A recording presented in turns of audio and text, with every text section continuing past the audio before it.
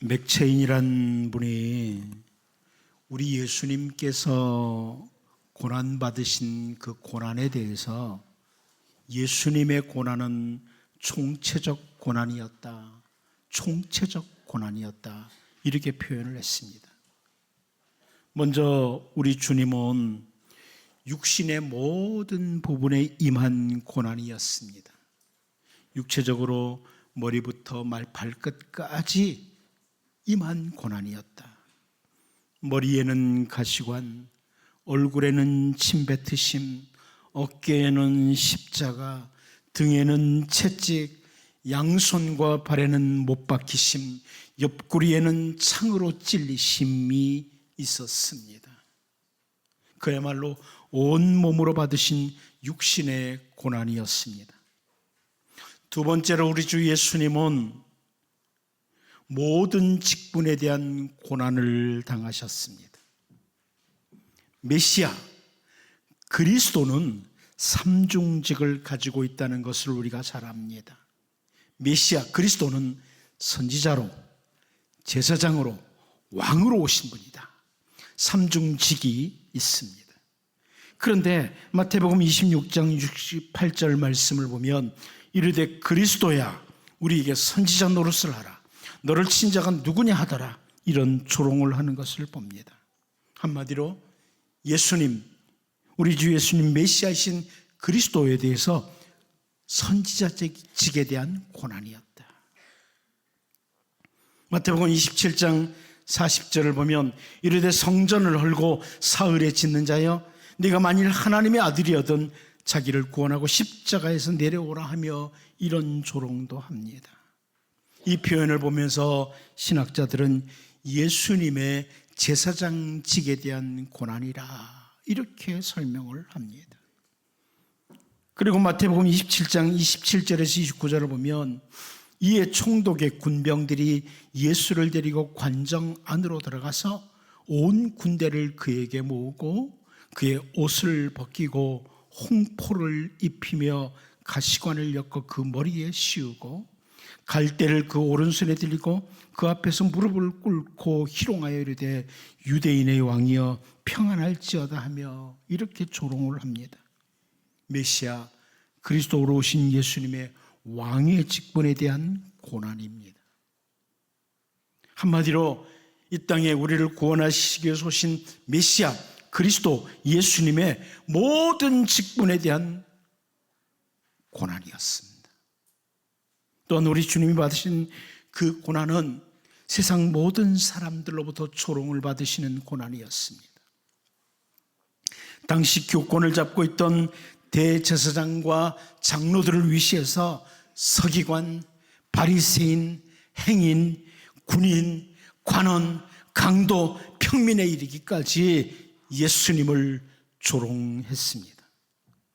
뿐만 아니라 그의 사랑하는 제자들에게까지 배신을 당하시는 이런 고난이었습니다. 선지자 이사야가 오늘 본문 3절을 통해서 그는 멸시를 받아 사람들에게 버림받았으며 간고를 많이 겪었으며 질고를 아는 자라. 마치 사람들이 그에게서 얼굴을 가리는 것 같이 멸시를 당하였고 우리도 그를 귀히 여기지 아니하였도다. 우리도 그를 귀히 여기지 아니하였도다. 이렇게 선포하는 것처럼 예수님은 모든 인간들로부터 조롱을 받으시는 고난이었습니다. 오늘 우리가 살펴보는 이사야 53장은 우리 주 예수님께서 이 땅에 오시기 전 약 700년 전에 선지자 이사야가 장차 오실 메시아 예수님께서 받으실 고난을 미리 예언한 말씀입니다. 그런데 우리는 오늘 이 본문을 통해서 우리 주님의 고난의 모습을 볼 수 있습니다.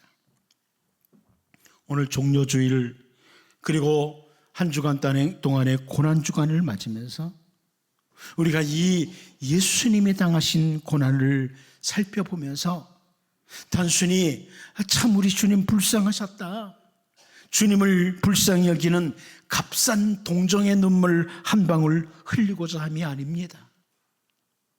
오히려 우리 주님께서 자기를 따라오면서 울던 예루살렘 여인들을 향해 누가복음 23장 28절에서 예수께서 돌이켜 그들을 향하여 이르시되 예루살렘의 딸들아 나를 위하여 울지 말고 너희와 너희 자녀를 위하여 울라.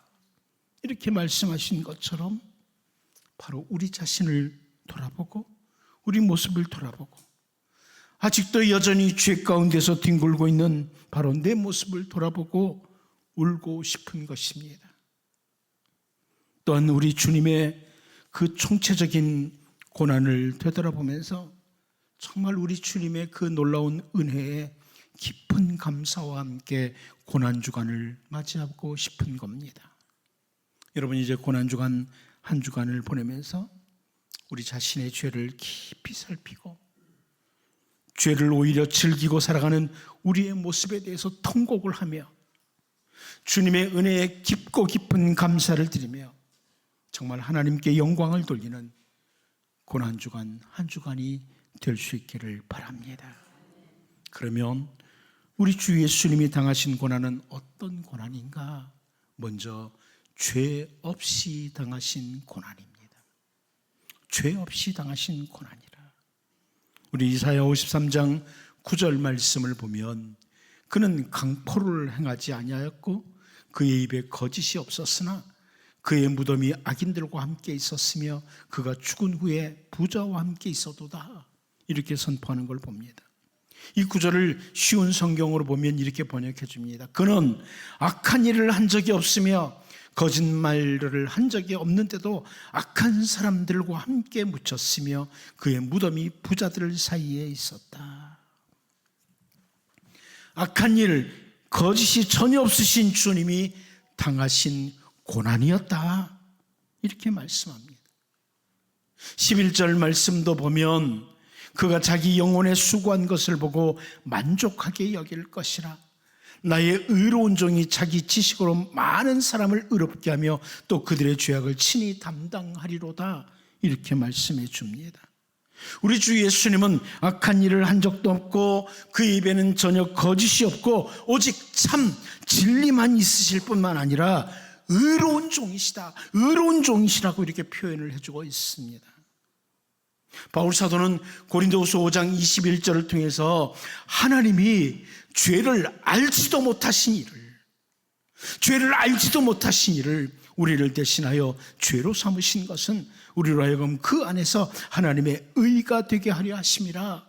이렇게 설명을 해주고 있습니다.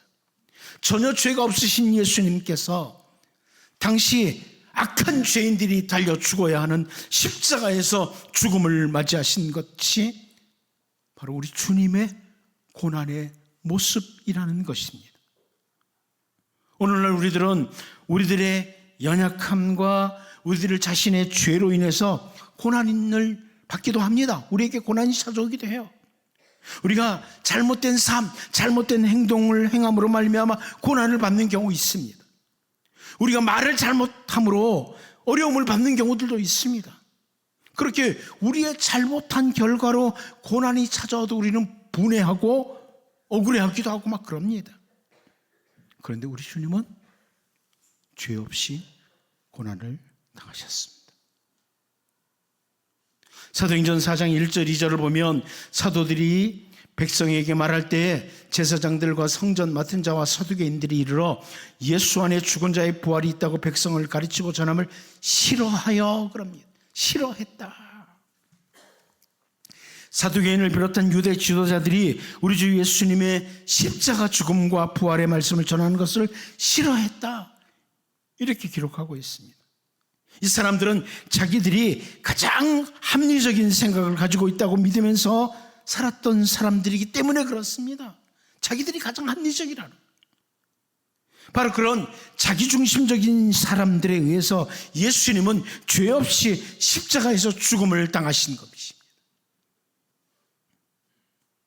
우리 주님이 당하신 고난은 죄가 없으신 분이 당하신 고난이었습니다. 주님은 죄가 없으신데 고난을 당하셨습니다. 그런데 사실 우리 주 예수님은 동시에 죄 때문에 고난을 당하셨습니다. 죄가 없으신 분이 당하신 고난인데 죄 때문에 당하신 고난입니다. 바로 우리들의 죄 때문입니다. 바로 나의 죄 때문에 고난 당하셨습니다. 고난주간 한 주간 동안 죄 없으신 분이 당하신 고난, 그 주님을 묵상하는 시간을 가졌으면 좋겠습니다. 바로 우리의 죄를 대신 지고 당하신 고난을 묵상하시기 바랍니다. 하나님의 아들이신 주 예수님께서 십자가에서 죽음을 맞이하신 것입니다. 그것은 우리들의 죄가 얼마나 무섭고 더러운지를 분명히 알도록 해줍니다. 고난주간을 정말 잘 맞이하는 사람이 있다면 그것은 자기의 죄를 깊이 묵상하고 십자가를 묵상하고 다시는 가서 죄를 짓지 말라고 말씀하신 주님의 말씀을 기억하고 살아가는 그런 사람일 것입니다. 십자가에 달리신 주님이 얼마나 아프셨을까, 이것보다는 우리의 죄악이 얼마나 더럽고 크고 무서우신 것인가, 이것을 묵상하면서 우리 주 예수님의 십자가의 대속의 죽음을 기억하면서 한 주간 보내는 우리 모두가 될 수 있기를 바랍니다. 두 번째로, 주님이 당하신 고난은 오해와 함께 당하신 고난이었습니다. 오해와 함께 당하신 고난이라. 본문 4절을 같이 한번 읽어볼까요? 같이 한번 봅니다. 시작. 그는 실로 우리의 질고를 지고 우리의 슬픔을 당하였거늘 우리는 생각하기를 그는 징벌을 받아 하나님께 맞으며 고난을 당한다 하였노라. 예수님께서 죄가 없으신 분이시만 우리를 대신해서 고난을 당하셨는데, 그렇다고 사람들이 예수님을 그렇게 이해해 준 것이 아닙니다. 예수님이 당하신 고난은 예수님 자기의 죄 때문에 고난받는다고 오해를 받으면서 고난을 당하셨다는 것입니다. 그런데 오늘 우리들은 올바로 인식하는 것이 필요합니다. 5절을 우리가 참 잘합니다. 그가 찔림은 우리의 허물 때문이요, 그가 상함은 우리의 죄악 때문이라. 그가 징계를 받음으로 우리는 평화를 누리고 그가 채찍에 맞음으로 우리는 나음을 받았도다. 우리 주 예수님의 고난은 이 5절에 기록된 대로 바로 우리를 위한 것이었다, 나를 위한 것이었다, 이런 분명한 인식이 필요합니다. 주님께서 십자가에 달리시고 찔리시고 상하신 것은 바로 우리의 허물, 바로 내 허물로 인해서, 우리의 죄악, 바로 내 죄악을 인해서 상하신 것입니다. 죄에 대해서 징계를 앞에 두고 있던 우리는 전혀 평화를 모르던 자들이었습니다. 그런데 우리 주님께서 바로 우리 대신, 나를 대신해서 징계를 받음으로 우리에게 평화가 찾아왔습니다. 여러분, 예수님 안에 진정한 평화가 있습니다. 우리는 다 상처투성이요, 병든 것들 투성이의 사람들이었습니다. 그런데 주님께서 채찍에 대신 맞음으로 우리가 다 나음을 입게 되었다. 이 은혜를 아는 사람은 감사하게 돼 있습니다. 이 은혜를 정말 알면 이 땅에서 감사하며 살게 돼 있습니다. 우리 주님께서 당하신 고난이 주님 자신으로 인한 것이 아니고 바로 나로 인해서, 우리로 인해서 그렇게 당하신 것을 아는 사람은 주어진 어떤 상황에서도 주님 바라보며 감사하게 되어 있습니다. 정말 주님의 은혜를 아는 사람만 감사하게 되어 있습니다. 이번 고난주간 한 주간 동안 그 주님의 대속의 은혜를 바로 인식하고 정말 감사하는 이런 사람으로 변화되기를 원합니다. 이것은 이론으로만 아는 것을 말하는 게 아닙니다. 정말 온몸으로 그 은혜를 아는 겁니다. 대속의 은혜를 올바로 인식한 사람은 주어진 모든 삶을, 그리고 주어진 모든 상황 속의 직분조차도 감사함으로 수행할 수 있는 이런 사람으로 바뀌는 겁니다. 십자가 은혜를 정말 감사할 줄 모르고 우울하게 그냥 고난주간이야, 우울하게 그렇게 고난주간 한 주간 보내는 것은 진정한 고난주간을 보내는 게 아닙니다.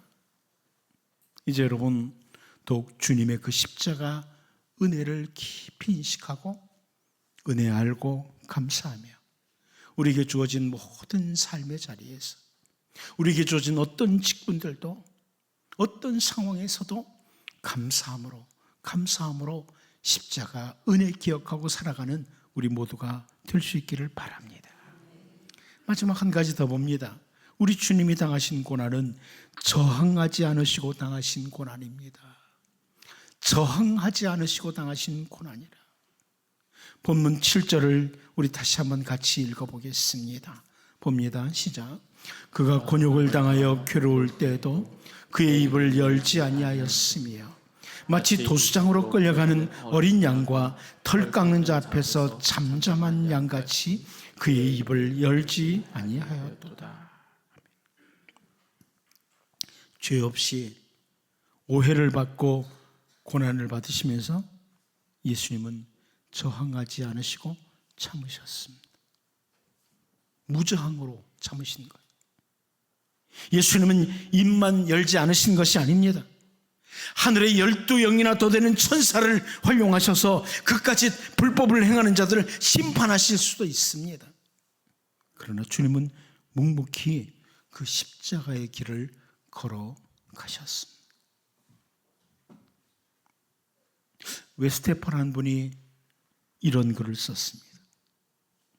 예수님께서 겟세마네 동산에서 잡히시던 순간부터 골고다 언덕에서 옆구리를 창에 찔리시던 순간까지 모든 비극은 너무나도 불법적인 일이어서 만일 주님께서 유대법이나 로마법에서 자신의 권리를 한 가지만 주장했어도 그분은 결코 십자가에 달려 죽으시지 않았을 것이다. 겟세마네 동산에서부터 갈보리 언덕까지 이루어지는 모든 일들이 불법이었다는 겁니다. 당시 법에 불법이었다는 겁니다. 예수님이 이런 법이 있지 않냐고 한마디만 해도 예수님은 결코 십자가에 달리지 않았을 거라는 겁니다. 산헤드린 공회 회원들이 예수님을 재판하던 때 소송 절차에 있어서나 판결에 있어서 그렇게 불법적이고 불공평한 모습은 역사상 결코 없었습니다. 잡히시던 때부터 처형을 당하시는 순간까지 모든 정의와 원칙들은 지켜지지 않았고 형사법이나 종교법의 규정들도 모두 무시됐습니다. 산헤드린 공회 법에는요, 해가 진 후에는 형사상의 절차를 조금이라도 진행할 수 없도록 되어 있습니다. 해가 진 후. 재판 후에 판결을 내리려면 최소한 24시간이 지나도록 되어 있습니다. 자기들의 법이에요. 그런데 그 모든 법이 무시되고 주님은 십자가에서 죽음을 맞이한 것입니다. 주님 다 아십니다, 이거. 그럼에도 불구하고 우리 주 예수님은 침묵하셨습니다. 침묵하셨습니다. 사람이 올바르게 살았음에도 불구하고 억울한 일을 당할 때요, 침묵하는 것 쉬운 일이 아닙니다. 그런데 우리 주님은 그 모든 불법이 자행되는 그때 묵묵히 침묵을 유지하셨습니다. 저항하지 않으셨습니다. 그런데 우리 주님이 그 불법과 고난 속에서 침묵하고 묵묵히 그 고난을 당하신 것은 바로 우리의 죄를 짊어지셨기 때문입니다. 내 죄를 짊어지셔서. 그래서 침묵하셨습니다. 주님 충분히 항의할 수 있습니다. 그런데 바로 내 죄를 짊어지시고 침묵하신 겁니다.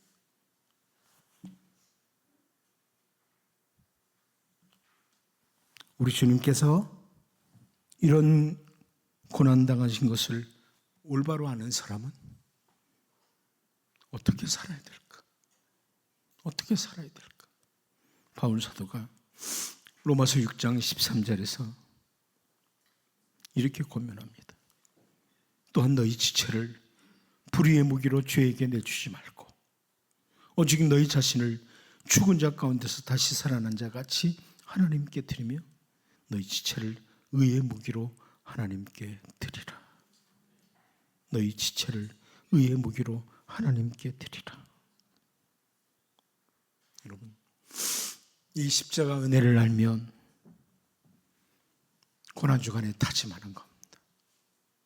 의의 무기로 살자. 하나님의 자녀답게 살자. 십자가 은혜를 입은 자 사람답게 살자. 다짐하고 지내야 됩니다. 우리 주님이 바로 우리 죄 때문에 침묵하셨습니다. 이번 고난주간 한 주간 사람들이 불법을 행하면서 십자가에 매달았지만 그 모든 상황 속에서 바로 오늘 우리를 기억하시고 침묵하시고 저항하지 않으신 주님을 기억해야 됩니다. 그리고 갈라디아서 2장 20절 말씀대로 내가 그리스도와 함께 십자가에 죽었으므로 내가 그리스도와 함께 십자가에 못 박혔으므로 이제는 주님을 위해서 의의 도구로 살기 위해서 다짐해야만 할 것입니다. 그렇다면 이 고난주간은 우리에게 우리의 옷깃을 여미게 만듭니다. 우리의 흐트러진 모든 자세를 바로 하도록 만듭니다. 여러분, 고난주간 십자가 은혜에 다시 한번 깊이 감사하며 주님의 백성답게 살 것을 다짐하면서 한 주간 보낼 수 있기를 바랍니다.